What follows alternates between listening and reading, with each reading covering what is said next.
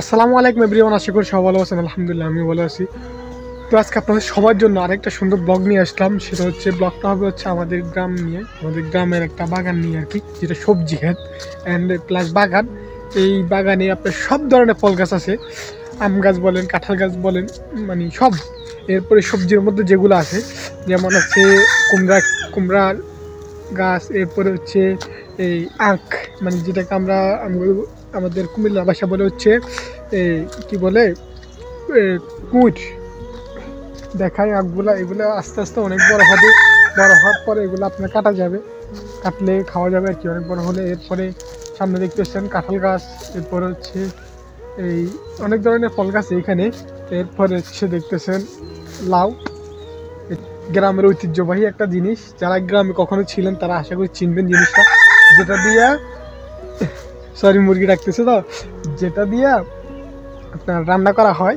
এটা দেখতেছেন রান্না করা হয়। যদি এরপরে দেখতেছেন লাউ, আলু ক্ষেত, মিষ্টি আলু যেটাকে আমরা মিষ্টি আলু বলে থাকি, ওই ক্ষেতটা। এরপরে হচ্ছে আমরা সিম দেখাবো, সিম ক্ষেত, সিম কিভাবে ধরে। তো এখন চলেন আমরা সিম ক্ষেতটা দেখি। এটা হচ্ছে সিম ক্ষেত প্লাস লাউ ক্ষেত, সিম ক্ষেত প্লাস লাউ ক্ষেত। এখানে দেখতেছেন লাউ ধরতেছে, লাউ প্রায় শেষের দিকে। এরপর হচ্ছে সিম ক্ষেত, এটা হচ্ছে সিম ক্ষেত, সিম ধরেছে কয়েকটা আশা করি। এই দেখতেছেন এটা হচ্ছে সিম। এরপরে হচ্ছে নারিকেল গাছ, মানে সব ধরনের ফল গাছ আছে আমাদের এই বাগানটাতে। এরপর দেখতেছেন একটা কুয়া বা খাদ বা গর্ত যেটা বলে আর কি।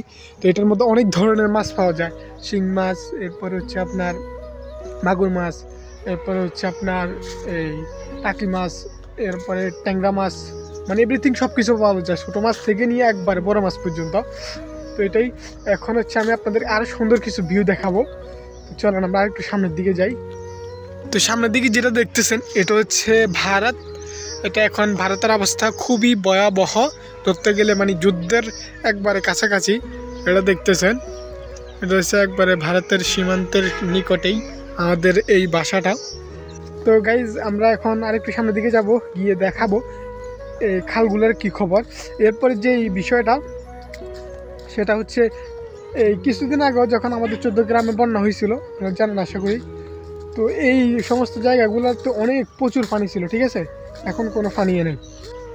তো গাইজ আমাদের এই 14 গ্রামে এই এলাকাটার মধ্যেই প্রচুর পানি উঠছিল। এখন আমি 14 গ্রামে অবস্থান করছি, ভারত সীমান্তের কাছাকাছি। এদিক থেকেই ভারতের পানি ছেড়ে দেওয়া হয়েছিল 5 আগস্টের পর আর কি, 14 আগস্টে এইরকম সময় প্রচুর পানি ছিল।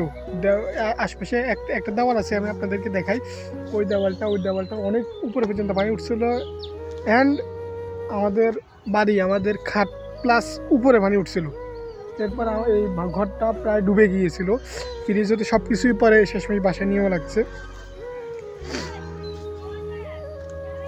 এরপরে সবচেয়ে থেকে আরেকটা সুন্দর জিনিস হলো কি জানেন, যখন একটা মানে ক্ষেত করে ধান উঠানো হয় না, এগুলো হচ্ছে ধান ক্ষেত দেখতেছেন, যেগুলা আমাদের মাছে ভাতে বাঙালি বলি আর কি। আমাদের এই ভাতটাই এখান থেকে তৈরি হয়।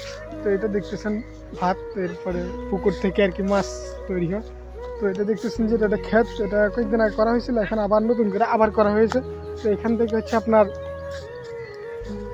আবার 3 মাস পরে আবার ধান কেটে আবার চাউল নেওয়া হবে, সিদ্ধ করে আরও অনেক কিছু করার পরে। তো ভিউগুলো দেখতেছেন অসাধারণ ভিউ, যেগুলো দেখলে মন জুড়িয়ে যায়। বিশেষ করে যখন আপনারা আসবেন তখন সবচেয়ে বেশি ভালো লাগবে।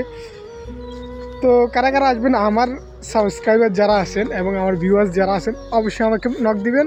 তাহলে অবশ্যই আপনাদের সবাইকে না হলেও যতটুকু আমার সম্ভব হয়, সামর্থ্য হয়, তাহলে আপনাদেরকে আমার গ্রামের বাড়িতে নিয়ে আসবো।